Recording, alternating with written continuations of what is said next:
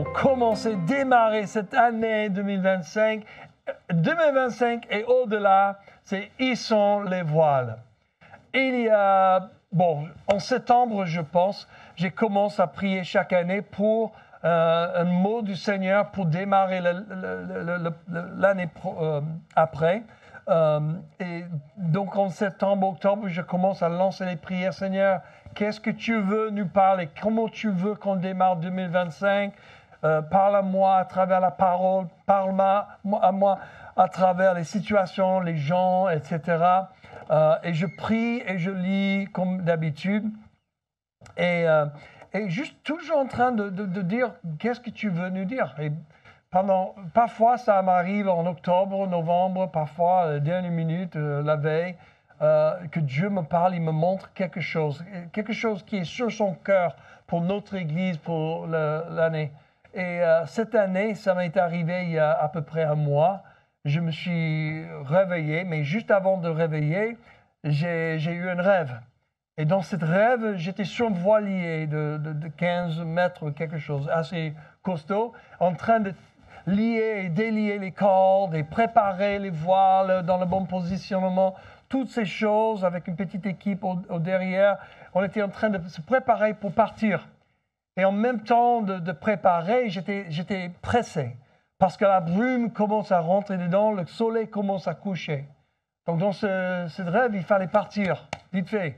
Et au dernier minute, j'ai fait ta, j'ai dit tout le monde est prêt, confirmé, ok, on y va, délié et on sort le port. Et à 30 mètres du port, je reçois un appel du maître de la port. Il a dit, hey, monsieur Rache, si vous n'êtes pas parti, il faut rester ici jusque demain matin parce qu'il y a la brume et Et j'ai dit, oh, désolé, on vient de partir il y a 30 secondes. Il a dit, ah, c'est pas grave, bon voyage, bon courage, à bientôt. Et j'ai dit, ok, on y va. Donc notre équipe était contente de partir et boum, je me suis réveillé. Bon, je vais aller prendre un café, ouvrir la Bible, ouvrir un petit livre que je lisais à l'époque. C'est 40 jours vers le réveil qui s'appelle La pluie du réveil. Et donc, je commence à lire le 26e journée. Il s'appelle Le souffle, le chapitre. Le souffle. Et j'ai pensé direct à cette voilier dans mon rêve. Et quand j'ai commencé à lire le chapitre, ils parlaient tous tout à propos de préparer un voilier pour que le souffle de Dieu vienne et souffle dans ton voilier. Et je dis, chou, Jésus, qu'est-ce que tu me fais là? Que je rêve de ça et tout d'un coup, je reçois c'était dans le prochain jour de ma dévotionnelle ce matin, et tout d'un coup, Dieu est en train de parler, et j'ai vraiment eu l'impression que Dieu voulait nous donner un sujet pour cette année et les années à suivre. Hissons les voiles. Hissons les voiles. Nous devons faire quelque chose, les choses que Dieu nous donne à faire, et pour que Dieu puisse faire ce que seulement lui peut faire. C'est-à-dire qu'on hisse les voiles et c'est Dieu qui envoie le souffle. Et aujourd'hui, je vais juste creuser dans quelques passages qui se trouvent en fait dans ce petit livre, mais moi je vais creuser un peu plus loin que le livre et on va baser ce sermon sur quelques passages. On va baser ce sermon sur le psaume 127, 1, Zacharie 4, 6 et quelques passages en Ézéchiel. Donc, ils sont tous les passages de l'Ancien Testament qui sont très prophétiques, mais aussi ils sont des constats, des sagesses de l'époque, de l'ère. Donc, on commence avec Psaume 127, 1, qui dit « Si une maison n'est pas construite ou bâtie par l'Éternel, ceux qui la construisent travaillent inutilement. » Est-ce que vous avez jamais travaillé inutilement? Projet à la maison? Moi, récemment, j'avais un petit projet de plombier. Moi, je m'en occupe. Et j'ai trouvé que le Seigneur n'était pas en train de construire le plombier avec moi. J'étais toute seule dans le plombier. J'arrive, je dis, oh mince, le même problème qu'il y a quelques années. Donc, j'ai appelé le Seigneur. Il s'appelait dans cette situation François. François, quand tu as un créneau, tu peux passer? Oui. il est passé il y a quelques jours et le Seigneur était avec moi et avec François et le plombier a été réparé. Merci Seigneur, merci François.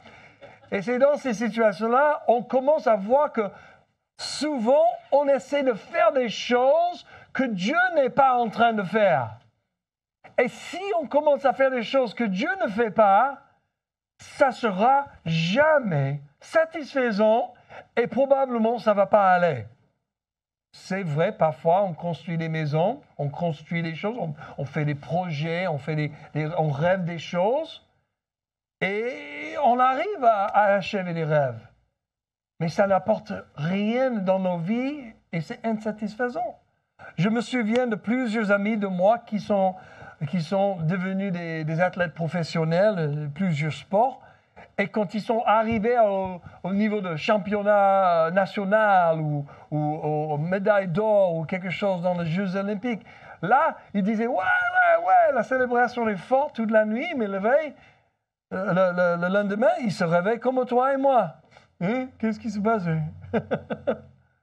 Et il dit « Alors, la médaille d'or hier, ça porte quoi aujourd'hui? » Ça ne remplit pas le trou dans nos cœurs. Ça ne remplit pas le trou parce que ce n'est pas construit par le Seigneur. Je me rappelle aussi de toutes les réunions de la famille sur Noël chaque année. On visite cet côté de la famille le 24, on visite l'autre côté le 25. On a fait la même chose pour Pâques parfois. On a fait la même chose pour Thanksgiving et aussi pour le 4 juillet. On a fait 4 réunions par an et souvent avec les deux côtés de la famille. J'étais entouré avec la famille. Je ne pouvais pas les échapper, même si je voulais. Mais c'était toujours fun, toujours amusant.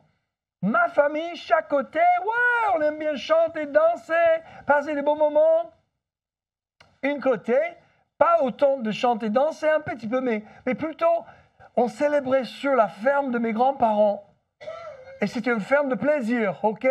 On peut tirer sur les pigeons, comment dit-on ça, l'argile? Vous connaissez ce sport-là? Où tu prends un shotgun et tu... Battrape, c'est ça. On pratiquait ça. On avait des chiens de chasse. On avait des étangs. On a fait la pêche. J'ai tiré les poissons. Ils deviennent un peu plus grands chaque fois, tu vois.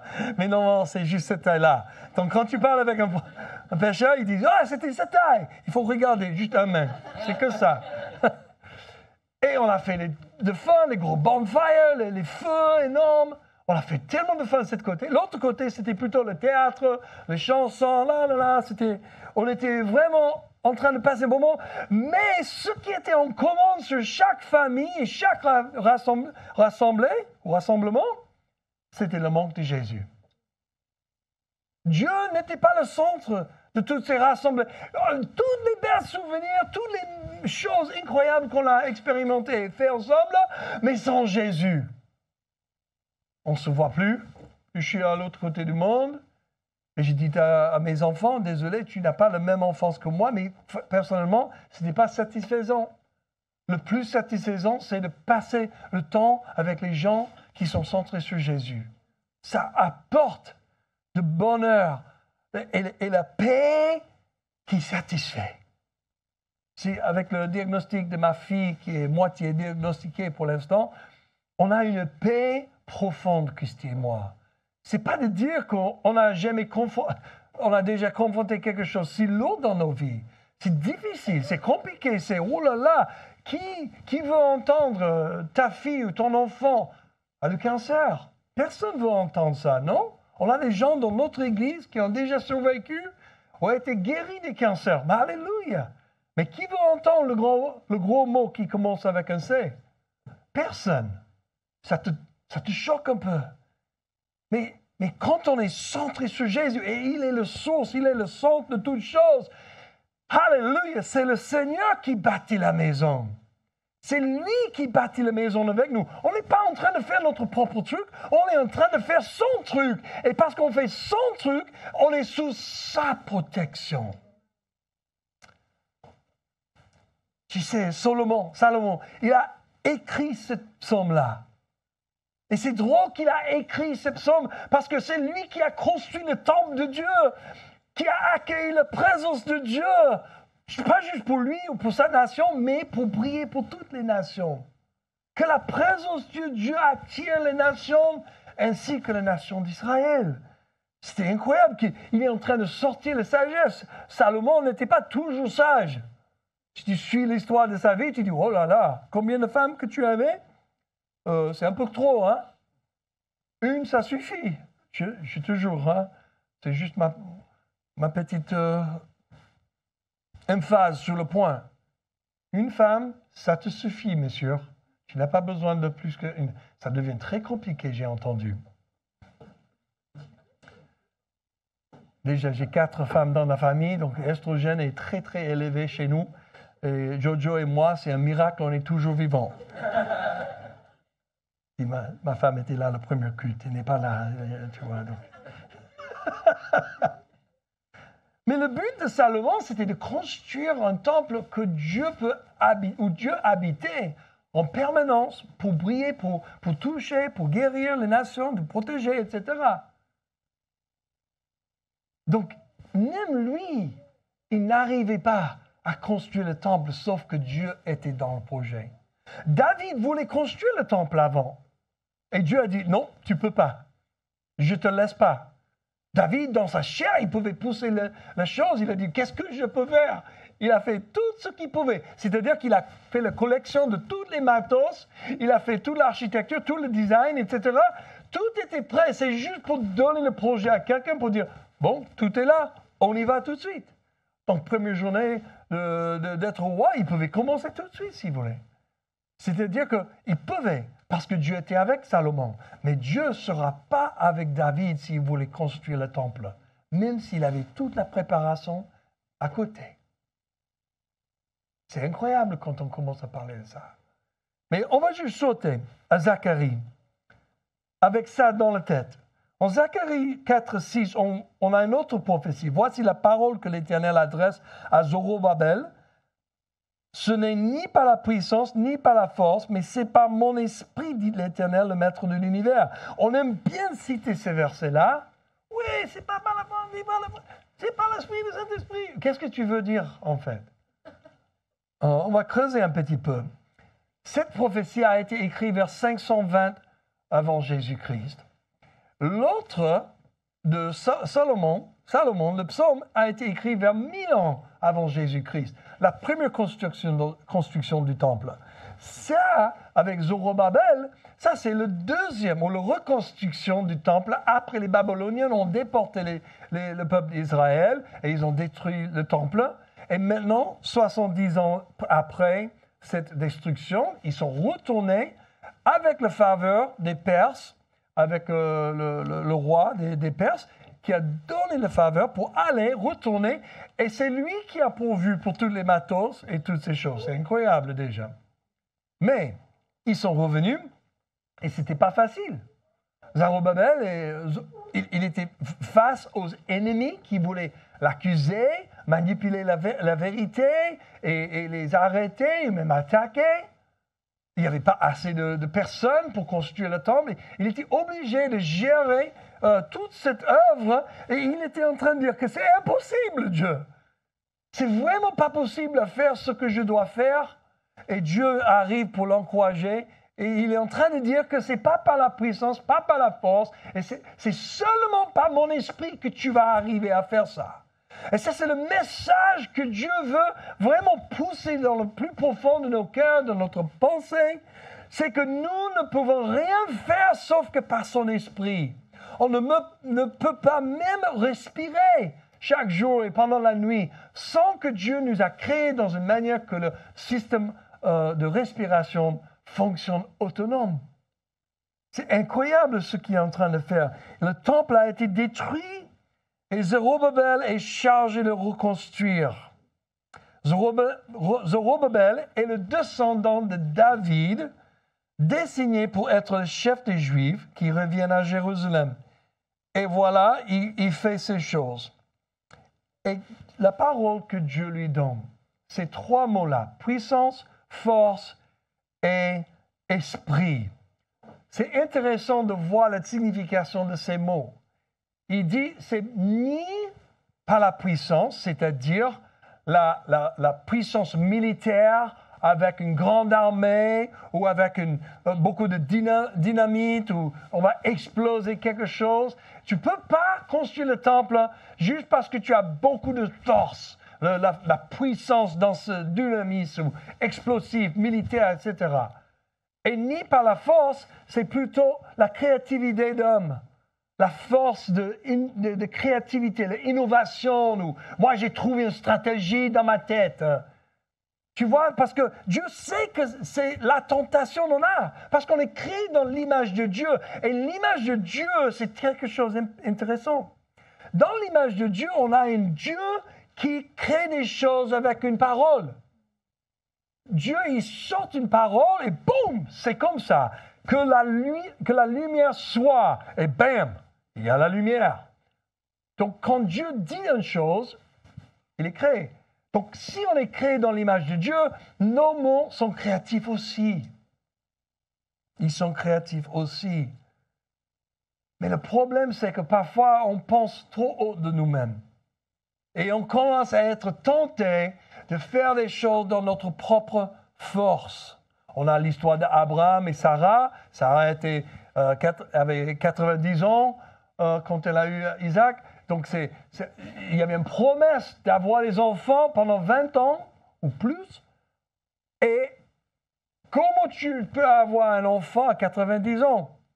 C'est un peu compliqué aujourd'hui, c'est sûr. Et peut-être à l'époque, les femmes étaient un peu plus fortes qu'aujourd'hui. C'est sûrement pas les hommes qui sont plus forts. Bon, je ne sais pas. Mais Abraham et Sarah, ils commencent à désespérer d'avoir un enfant si tard, même si la promesse de Dieu était pour ça. Donc, Abraham et Sarah, ils ont trouvé une solution. Ils ont trouvé une solution. Tu peux coucher avec ma servante, Agar. Et donc, Dieu est en train de dire, ah, non, c'est pas mon plan. Mais ils l'ont fait quand même. Pourquoi? Parce que l'homme, on est tenté de trouver des solutions. Parce qu'on est dans l'image de Dieu, mais on oublie qu'on est dans l'image de Dieu, mais on n'est pas Dieu. Et donc, oh, j'ai une solution. Et soit on va exploser avec le dynamite. Voilà! Tu as déjà entendu l'histoire de pêcheurs qui est allé avec un ami dans un étang pour faire la pêche. Le monsieur, il fait la ligne, il commence à tirer, papa. L'autre, il sort le dynamite, il commence à lancer la dynamite dans l'étang. Moi, j'ai fait la pêche. Tous ces poissons, ils arrivent. Qu'est-ce que tu fais là? Je fais la pêche. Il y a 2 types de pêcheurs dans le monde. Peut-être 3 ou 4. C'est pas comme ça on va achever le but de Dieu. C'est pas comme ça on va accueillir la présence de Dieu et voir une rêve toucher Marseille. Parce qu'on force des choses. On peut inventer, on peut créer une stratégie tellement compliquée que Dieu ne comprend pas. Mais ça, c'est ce qu'on fait souvent, non? Est-ce que je suis le seul en train de... Je sors une page. Ouais, c'est magnifique ça.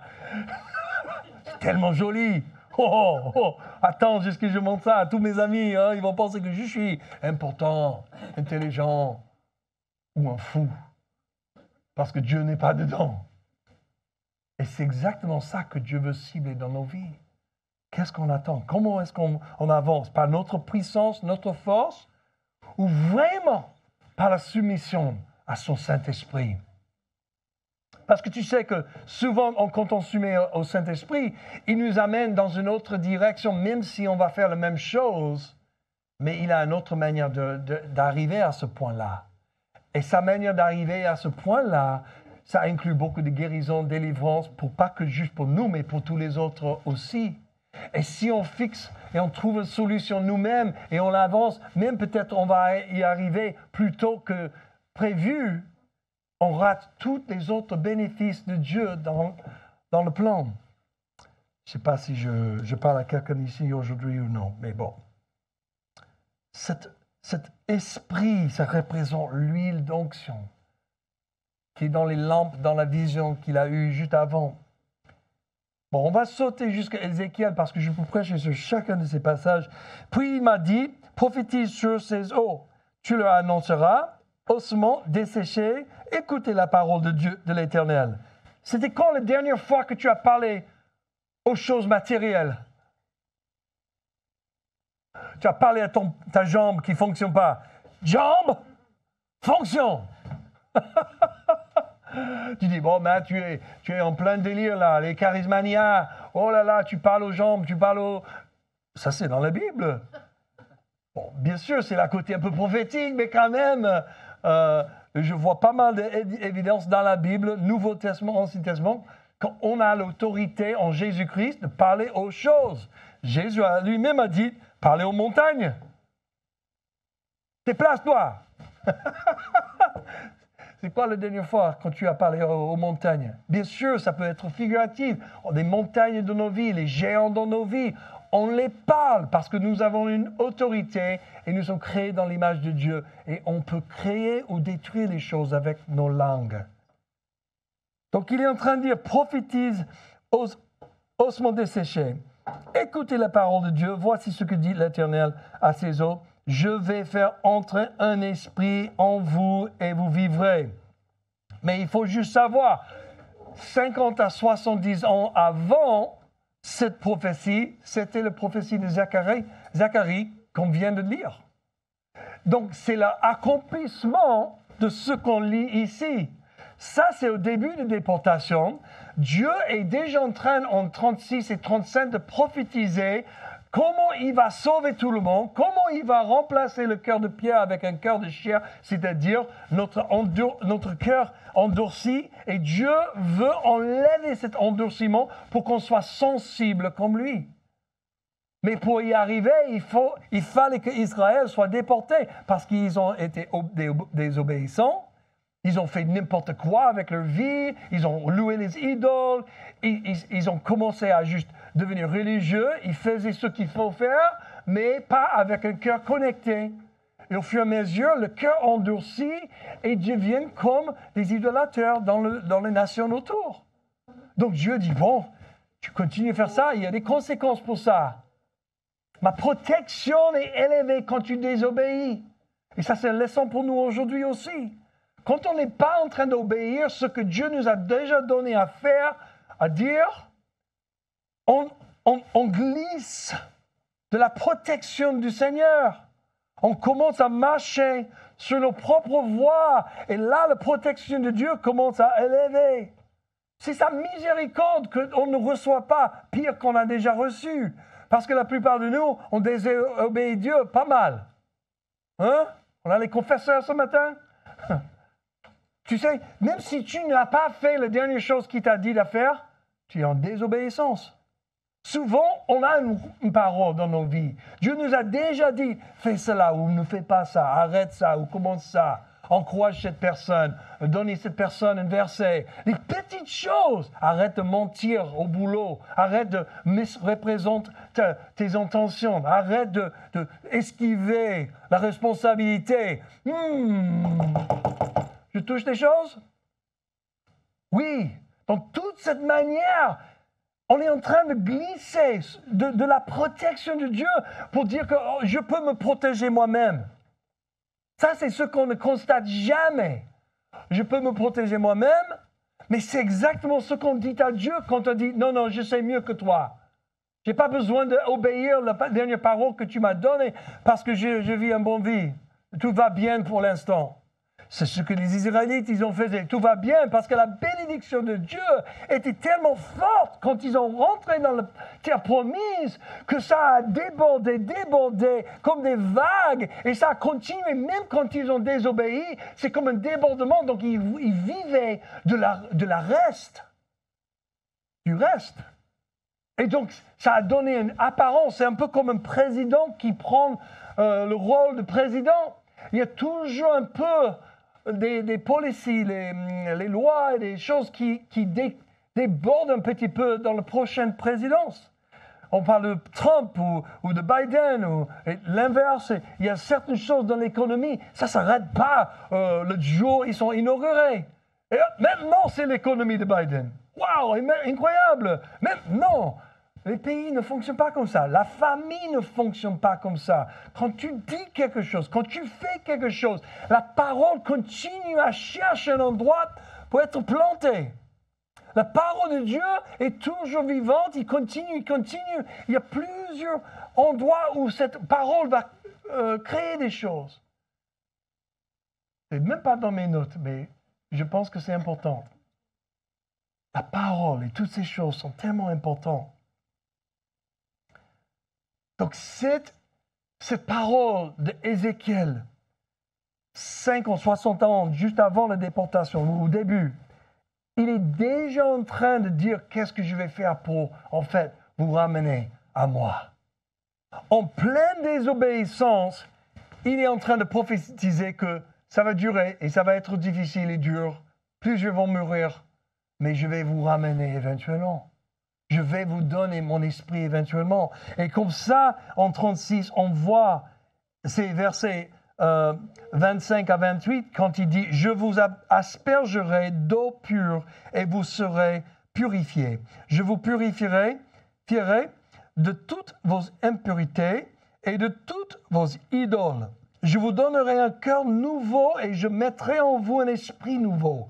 Je retirerai de votre corps le cœur de pierre et je vous donnerai un cœur de chair. C'est mon esprit que je mettrai en vous.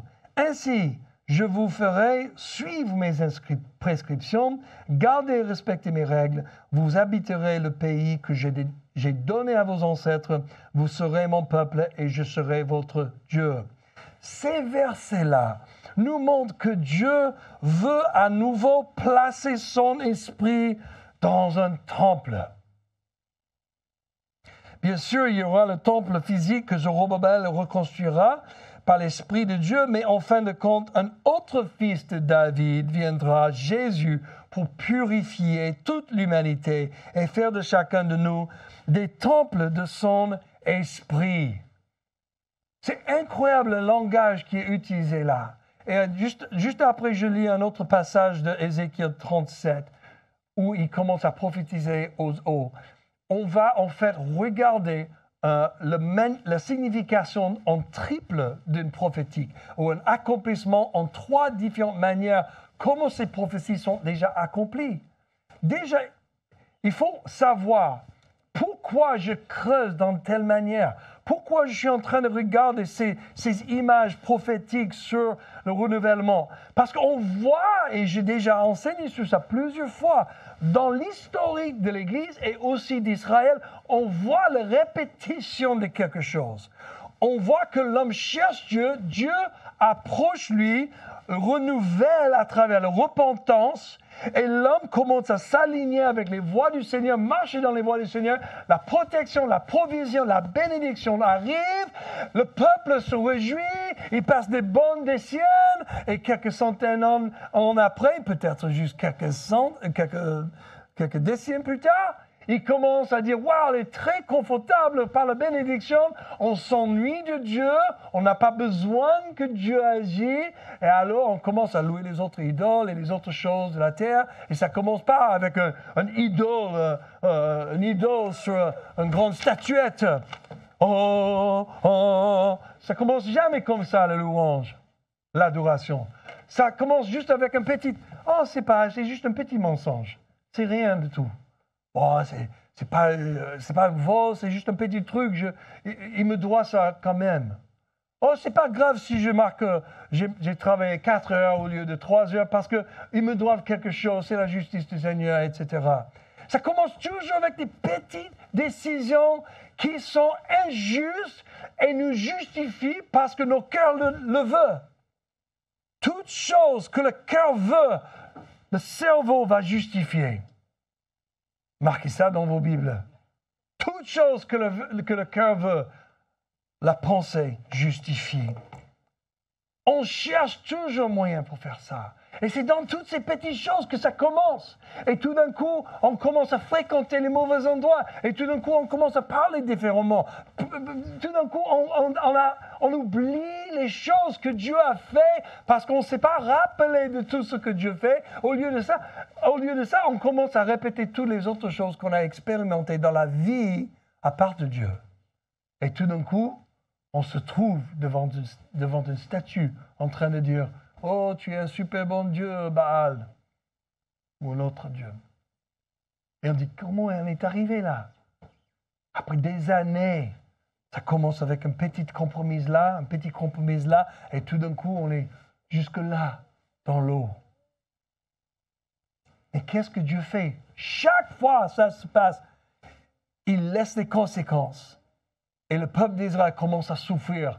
Et après, ils reviennent et ils restaurent, ils sauvent et ils rachètent. Ça, c'est le rythme de Dieu. Dieu ne nous lâche pas. On le répète souvent parce que c'est vrai. C'est tellement vrai. Et c'est exactement, depuis 2000 ans, on appelle ces moments des réveils. Mais c'est le même schéma. L'Église devient sèche. L'Église commence à divertir. L'Église devient plus un témoin pour les nations autour de nous. On s'occupe de nous-mêmes. On s'occupe de nos richesses. On commence à louer les idoles. Même si on va au culte tous les dimanches, on est en train de louer les idoles les autres 6 jours de la semaine. Et qu'est-ce que Dieu dit? Bon, je vous laisse les conséquences de ça. On laisse le monde autour de nous sans témoignage. On laisse le monde autour de nous en train de désespérer de plus en plus. Pourquoi? Parce qu'on voulait quelque chose d'autre. Ou on s'est esquivé un petit peu sur quelques petits compromis. Et Dieu dit, non, je veux réveiller mon Église. Retourne à moi, repentez-vous, retourne à moi et je vais vous donner un nouveau esprit. Et ça, c'est ce qu'on voit ici. C'est prophétiquement pour le peuple d'Israël, mais c'est aussi prophétiquement pour nous aujourd'hui. Tes réveils sont des moments quand le peuple de Dieu tourne la tête et dit, je reviens vers toi, je suis sérieux, je veux retourner à mon premier amour. En 37, juste quelques versets plus tard, on voit exactement ce qui se passe pour un signe, pour prouver à Ézéchiel ce qu'il allait faire, Dieu. J'ai prophétisé conformément à l'ordre que j'avais reçu. Alors que je prophétisais, il y a eu un bruit. Un mouvement s'est produit et les eaux se sont rapprochées les uns des autres. J'ai regardé et j'ai vu qu'il leur apparaissait des nerfs. La chair a commencé à pousser. Et la peau les a recouverts en dernier. Mais il n'y avait pas d'esprit en eux. Il m'a dit, prophétise à l'intention de l'esprit, prophétise, fils de l'homme. Tu annonceras à l'esprit, voici ce qui dit le Seigneur, l'Éternel. Esprit, viens des 4 vents, souffle sur ces morts et qui revivent. J'ai prophétisé conformément à l'ordre qu'il m'avait donné. Alors l'esprit est rentré en eux et ils ont repris vie. Puis, ils se sont tenus sur leurs pieds. C'était une armée nombreuse, très nombreuse. Il m'a dit, fils de l'homme, ces ossements, c'est toute la communauté d'Israël. Ils affirment, nos os sont desséchés, notre espérance est détruite, nous sommes anéantis. C'est pourquoi prophétise, tu leur annonceras, voici ce que dit le Seigneur l'Éternel. Je vais ouvrir vos tombes et je vous en ferai sortir, vous qui êtes mon peuple, et je vous ramènerai sur le territoire d'Israël. Vous reconnaîtrez que je suis l'Éternel lorsque j'ouvrirai vos tombes et vous en ferai sortir. Vous qui êtes mon peuple, je mettrai mon esprit en vous. Vous vivrez et je vous donnerai du repos sur votre territoire. Vous reconnaîtrez alors que moi, l'Éternel, j'ai parlé et agi, déclare l'Éternel. Wow, beaucoup de choses. Je peux aller dans 10 000 différentes directions et creuser. Mais pour nous aujourd'hui, qu'est-ce qu'on voit? On voit pratiquement dans cette histoire. Moi, je vois 3 messages prophétiques. Un message prophétique qui a 3 accomplissements. Premièrement, Dieu ramènera Israël dans le pays de son héritage par son esprit tout de suite. Et on voit l'évidence 70 ans plus tard avec le Zacharie. Donc, on voit que Zorobabel est revenu. Donc, ça, c'est l'accomplissement de cette prophétie. Le deuxième accomplissement, Dieu ramènera toute la création au royaume de Dieu par son esprit, par l'intermédiaire de Jésus-Christ. 500 ans plus tard, on voit que ça, c'est aussi un accomplissement de cette promesse, de ramener l'Esprit de Dieu dans les êtres morts. Ça, c'était nous avant Jésus-Christ. On n'est que des os desséchés. que ça. On est des zombies. On est en train de vivre dans des vies, mais pas d'esprit. Et par la foi en Jésus-Christ, le souffle de Dieu revient pour nous amener à la vie. Troisième accomplissement prophétique, c'est que Dieu ramènera physiquement le peuple d'Israël sur sa terre naturelle d'héritage. C'est ce qui s'est produit le 14 mai 1948. Depuis lors, la langue morte l'hébreu a été ressuscitée et une nation entière s'est formée et développée. Incroyable. On voit 3 accomplissements de cette prophétie, Ézéchiel, déjà. Ça, c'est juste pour vous dire que, comme le schéma qui se répète, on voit aussi les prophéties qui se répètent. On voit que Dieu, quand il parle, ça continue à parler. Une parole ou un mot prophétique ou une promesse donnée à Abraham, c'est toujours dans l'air pour ceux qui le veulent.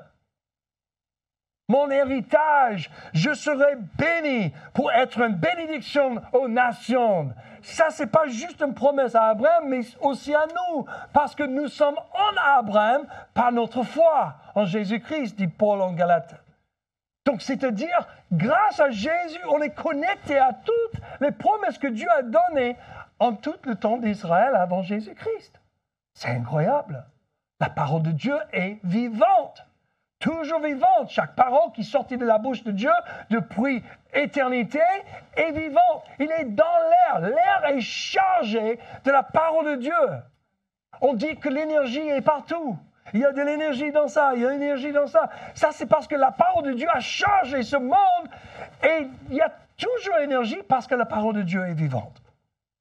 Ça, c'est quelque chose, j'aimerais bien creuser dedans scientifiquement un jour. Parce que c'est très intéressant, l'énergie et comment la connexion avec Dieu et sa parole est tellement forte. Mais si sa parole a marché pour Abraham et Sarah, pour Adam, pour Israël, pour tous ces prophètes, combien plus avec le Saint-Esprit en nous, sa parole s'accomplisse aujourd'hui pour nous.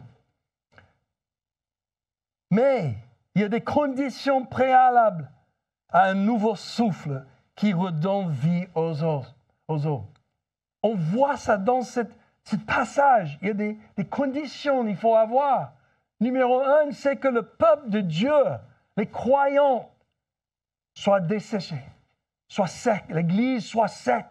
C'est-à-dire que l'Église devient religieuse dans le mauvais sens de juste faire les choses pour faire des choses sans connecter le cœur. C'est tellement facile à rentrer dans la tradition, peu importe quelle Église où on est. On a tous des traditions. Les traditions sont mauvaises quand nos cœurs ne sont pas connectés dedans et on ne comprend pas la signification.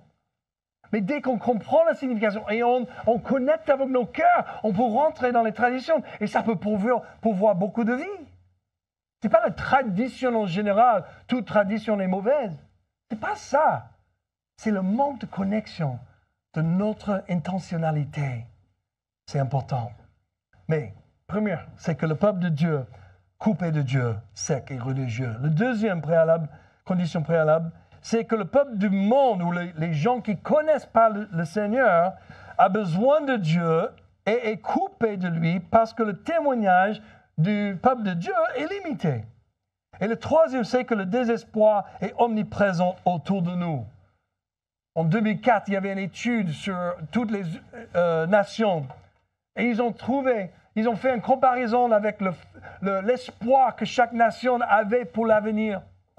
Et la France avait moins que 30% de personnes qui avaient un espoir pour l'avenir. J'ai des doutes que ça a augmenté depuis. Peut-être ça a diminué. Parce que quand on regarde la société, quand on regarde les choses et comment les choses tombent de plus en plus, si on n'a pas Jésus, on n'a pas d'espoir vrai. Si on a Jésus, on a une possibilité d'avoir un espoir. Mais en tant que chrétien, on peut choisir de ne pas espérer en Dieu. On a toujours le choix. Les chrétiens, ils ont le droit à toutes choses.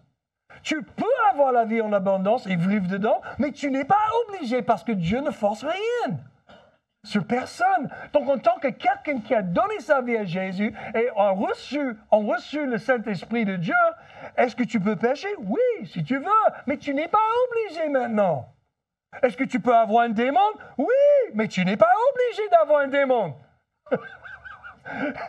Est-ce que tu peux expérimenter la vie de Dieu? Oui, mais tu n'es pas obligé de passer une bonne journée. Tu peux décider ou pas décider à juste retourner aux mêmes routines que tu as déjà fait. Je gronde. Ils se plaignent. Oui, tu peux. Et ça va porter un certain fruit dans ta vie. De tristesse, d'amertume, de haine. Toutes ces choses sont des amis. Ils s'accumulent autour de la plainte. Bon. Je suis un peu fort ce deuxième culte, désolé. Apparemment, le premier culte, c'était un réchauffement pour vraiment faire un super bon message. Donc, on voit ces trois conditions préalables qui sont autour de nous. Le désespoir, l'Église, si on dit ça brille, j'ai du mal à dire ça. C'est sûr qu'il y a certaines églises qui brillent et qui sont de bons témoignages dans les différentes communautés. Mais quand on parle du corps de Christ, en général, global en France, est-ce qu'on a des gens qui, en fait, sont en train de vivre ce que la Bible décrit comme la vie, comme les prescriptions du Seigneur? Non, en fait, on voit beaucoup de gens qui disent « je suis chrétien », mais ils sont en train de coucher avec le voisin dans la semaine. Ils sont en train de voler de quelque chose. Ils sont en train de mentir. On voit beaucoup de chrétiens, ils aiment bien utiliser le label chrétien, mais ils n'ont rien à voir avec la parole de Dieu. C'est le temps de repentir de ça. C'est le temps que l'Église se lève et dit « je suis l'Église ». Je suis membre du corps de Christ et je m'en fiche de ce que les gens vont penser à moi. Je vais vivre correctement devant le Seigneur. Dans telle une époque, le peuple de Dieu a perdu son premier amour. Ils se rendent à peine à l'église ou dans un petit groupe. Ils ne lisent pas sa Bible ou ne prient pas quotidiennement. Ils ne partagent certainement pas sa foi ou ne le défendent pas avec de non-croyants qui sont désespérés et peu sûrs d'eux. C'est vraiment une situation qui est pleinement prêt que le souffle de Dieu revienne. Nous sommes vraiment bien positionnés. J'hésite de prophétiser. Voici ce que Dieu va faire. Mais moi, avec tout mon cœur, avec les rêves que j'ai eus, avec ce livre que j'étais en train de lire, que je vois que Dieu veut qu'on hisse nos voiles pour le souffle qu'il va envoyer, plus qu'on n'a jamais expérimenté.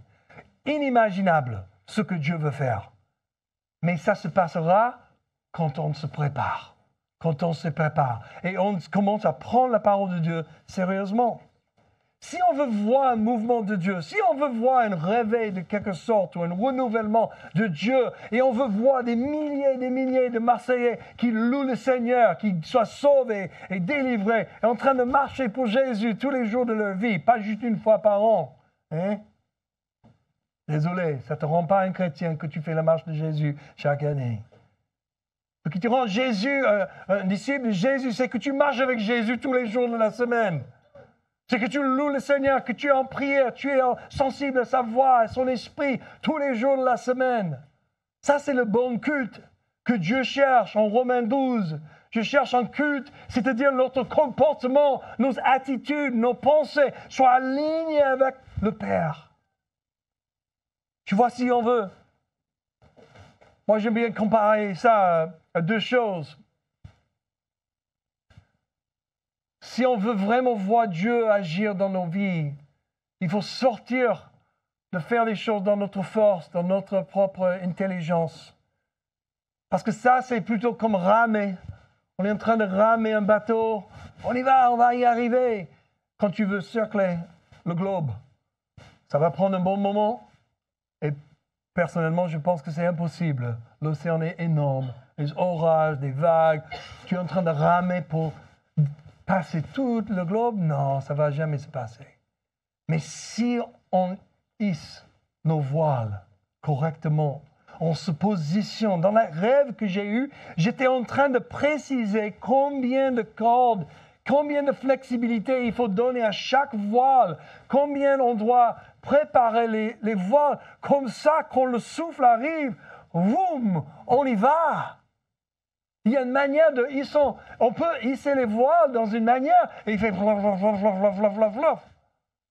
Ça, c'est en français aussi. Il faut juste chercher la traduction dans le dictionnaire des langues. Moi, j'ai grandi sur les voiliers. C'est pour ça que cette rêve m'a tapé tellement fort aussi. Parce que je sais ce que ça veut dire quand tu utilises les cordes incorrectement ou que tu positionnes mal.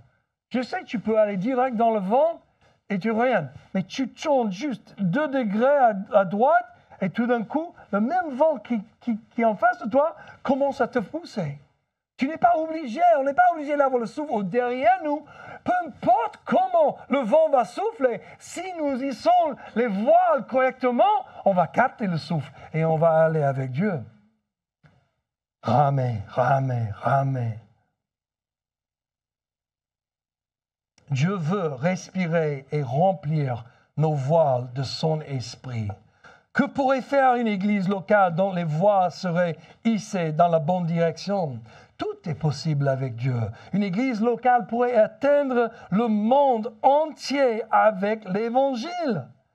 Mais comment cela pourrait-il être possible? Une seule église avec ses ressources limitées, comme on a ici?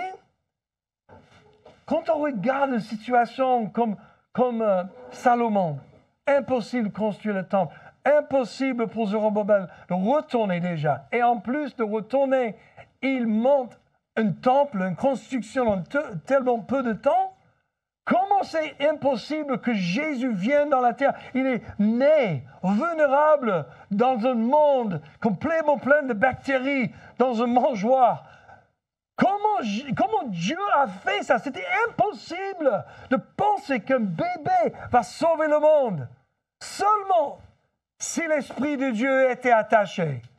Seulement si c'était le Saint-Esprit qui a soufflé dans le ventre de Marie. Seulement si c'était le souffle du Saint-Esprit qui a couvert Marie et Joseph pendant l'éducation d'enfants. Seulement si le Saint-Esprit est en train de faire toutes ces choses. Qu'est-ce qu'on peut faire? Est-il possible que notre Église devienne une Église qui brille tellement que ça touche tous les pays de la terre? Moi, je pense que c'est possible, mais seulement si c'est par l'Esprit Saint. Il y avait un réveil à Brownsville, Floride, en 1984, 3, je crois, ça a commencé. C'est une Église qui avait juste les cultes tous les dimanches. Mais ce que les gens ne savent pas, c'est que 30 mois avant que cette réveil est tapé, ils commençaient à prier intentionnellement que le Saint-Esprit souffle dans leur église. L'autre chose qu'ils ont fait, ils ont fait intentionnel un effort d'évangéliser et prier pour les nations. En tout cas, l'intentionnalité avec la vie de prière et cibler les nations et bénir les nations. Ils ont fait ça pendant 30 mois et à la fin de 30 mois, dans un moment, dans une réunion normale, un culte normal, le prédicateur était en train de prêcher et tout d'un coup, le Saint-Esprit soufflait dans cet endroit et il y avait le commencement d'un réveil où le résultat était 200 000 personnes pendant 6 ans ont donné leur vie à Jésus-Christ pour la première fois. C'est incroyable! Une église a vu 200 saluts en 6 ans. C'est incroyable. Ça, c'est plus que, 30 000, 35 000 personnes qui donnent leur vie à Jésus chaque année? C'est pas mal, hein? Ils sont venus de 150 différentes nations, ces gens. Sauvés, non sauvés, ils sont tous venus à cette même église. Comment? Je ne sais pas. C'est pas l'esprit. Il faut qu'on sorte de notre mentalité. Il faut qu'on sorte de ce qui est possible avec nos cerveaux ou dans la pratique. Il faut qu'on regarde vers un Dieu où tout est possible. Pas que le miracle pour le cancer pour ma fille, mais pour le cancer qui continue à détruire les nations qui s'appellent le péché. Dieu peut tout faire. Et dans cette église-là, ils ont dit qu'ils avaient une foule moyenne de 5500 personnes par nuit pendant 6 ans d'affilée. Moyenne. Les guérisons, les délivrances, les addictions brisées, les mariages restaurés, toutes sortes de fruits du Saint-Esprit et tout ce que Dieu fait dans sa miséricorde envers nous. Ils avaient à peu près entre 2 500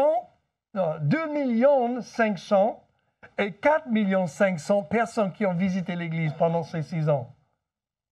Imagine? Donc je commence à dire, OK, qu'est-ce que ça veut dire pour nous?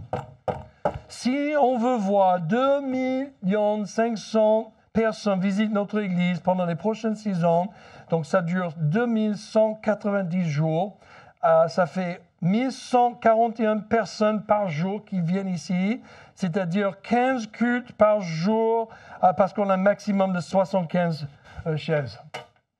Donc, on va avoir 15 cultes par jour pour les prochaines 6 ans.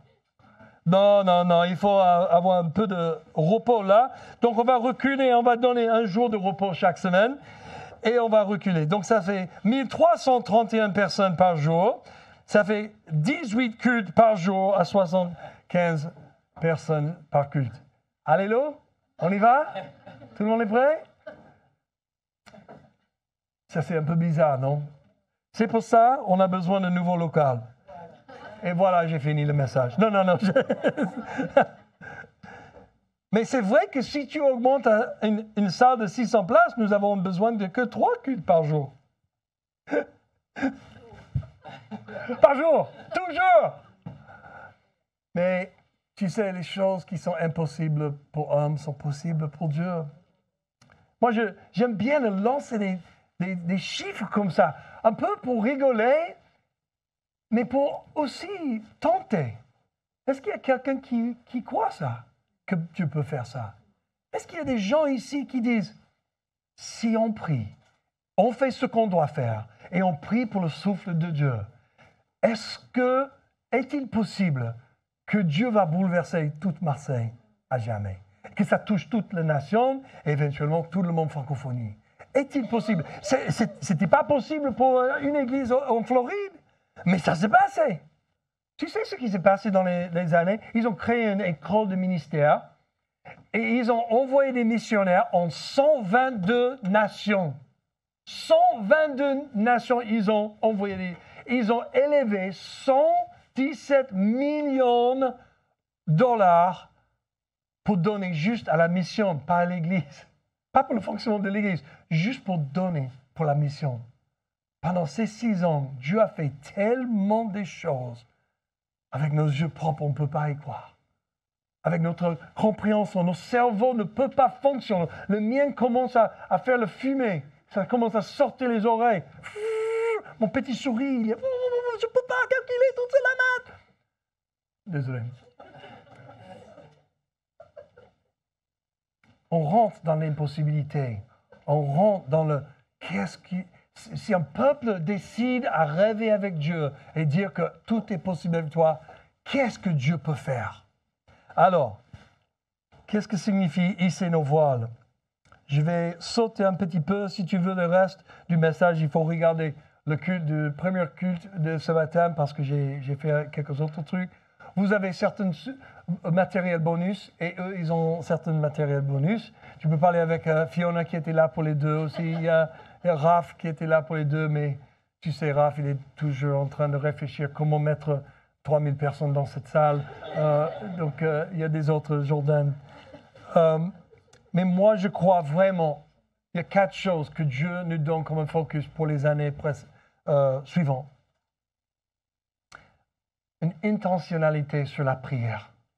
C'est ce que Brownsville ils ont fait, ce que tous les réveils ils ont en commun. Quand tu étudies tous les réveils du monde, ça commence toujours avec la prière intentionnelle, des heures et des heures dévouées. Et c'est presque jamais juste une personne. Normalement, c'est un groupe de personnes qui commencent à prier et croire que Dieu peut tout faire. La deuxième chose qu'on va faire, c'est l'élan ou le momentum vers formation des disciples. Moi, je vais dévoiler ça un peu plus tard, mais on veut être vraiment fort dans le discipulat. On va fixer nos yeux sur Dieu. On a un plan, on a des bons méthodes, on est prêt à faire, mais il faut que tout le monde s'investisse et tout le monde s'engage à dire, on veut apprendre comment être un bon disciple et en faire. Amen. Le troisième, c'est la multiplication des leaders. Nous avons déjà pas mal de bonnes formations, on va ajouter un peu plus, mais aussi créer des chemins pour en fait multiplier des leaders. Ils ont envoyé les missionnaires, des leaders dans 122 pays. On n'a même pas 122 personnes dans l'Église. T'imagines si tout le monde ici s'engage et disent « Je veux être formé comme un leader et donner l'opportunité de gérer ». On va vous donner ça.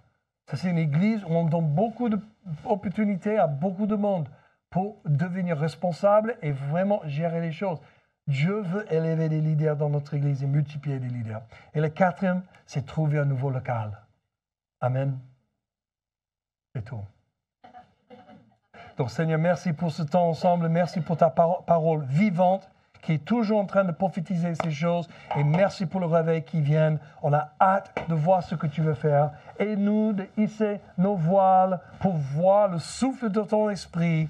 On ne voit que des petites airs rafraîchissants de temps en temps parce que nos voiles ne sont pas en place. Mais maintenant, Seigneur, on s'engage avec toi de hisser nos voiles pour capter le vent de ton respiration pour qu'on puisse devenir l'Église que tu nous as appelés à être, pour toucher le monde, pour amener ton évangile, ta paix à tous les pays du monde, au nom de Jésus. Amen.